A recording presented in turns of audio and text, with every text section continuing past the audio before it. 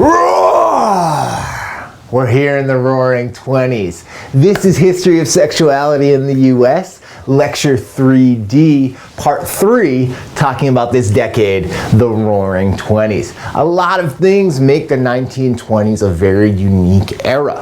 A lot of it, when we're thinking about sociality, we can think about in terms of the speakeasy. A speakeasy is an unregulated, underground, illegal bar. And these spaces emerged to fill the gap that was opened up when the government closed all of the bars, saloons, and other places that served alcohol and functioned as this bedrock social meeting place throughout the 19th century. Speakeasies opened up a lot of new possibilities. They tended to be spaces where a lot of rules were being broken, and that meant a lot of the customs that had regulated who could interact with who in public space broke down. Speakeasies were often tiny spaces. They were unregulated, they're underground, you're trying to hide it in a basement or a back room, and it meant that people sat close together. Men and women sitting together at the same table was a promiscuous kind of thing. It was something that in the 1910s would have immediately cast a lot of aspersions onto especially the women who were sitting at that table. But in the speakeasies, all bets were off. The rules were being broken. That's why you were there. And it meant that men and women sat at the same table. Sometimes black and white people sat at the same table. And there were a lot of ways in which this environment where people were being encouraged to break the rules of the government just by entering opened up new possibilities for other rule breaking.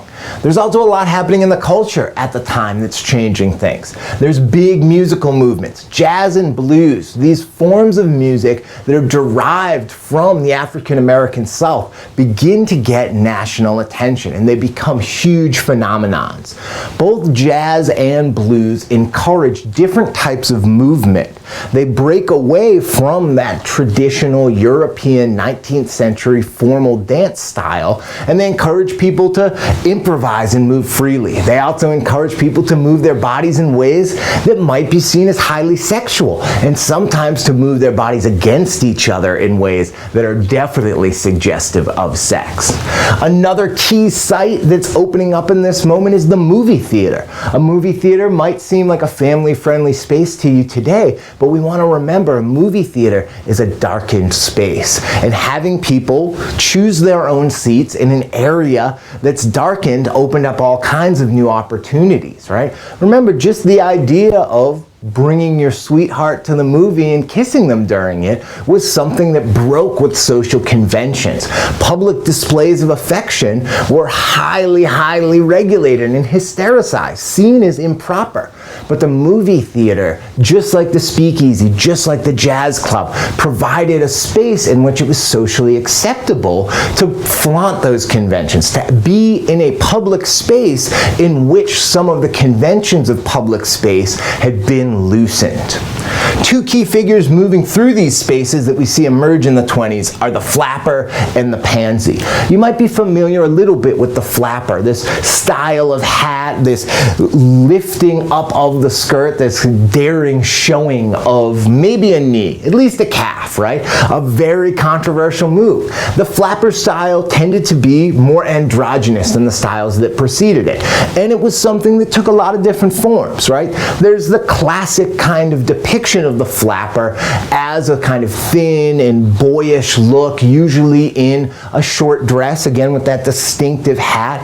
But flapper style took different forms in different places.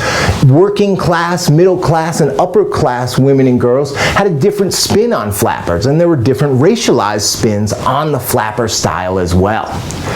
The pansy was a less prominent character, but one that really started to appear as a clear archetype, linking particular gendered expressions to particular implications about sexual behavior, and really becoming the first clearly identifiable queer figure in a lot of media of the time.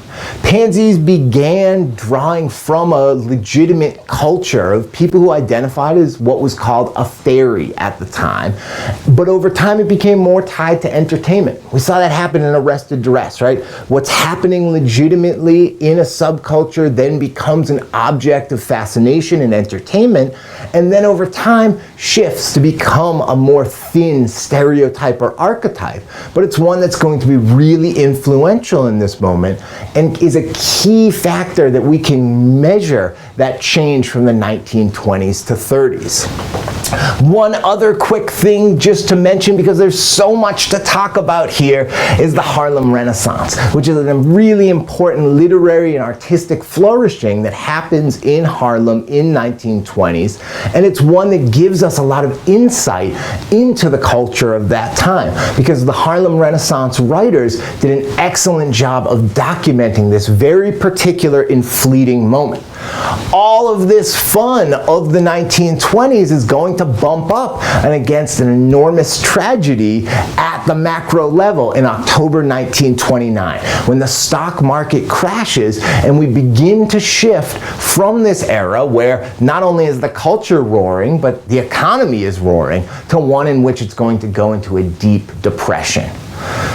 Tune ahead. In part 4, we'll talk a little bit about how in that moment, in 1929, we can see queer going mainstream and mainstream going queer in ways that, again, give us important insight to the hinge of this moment.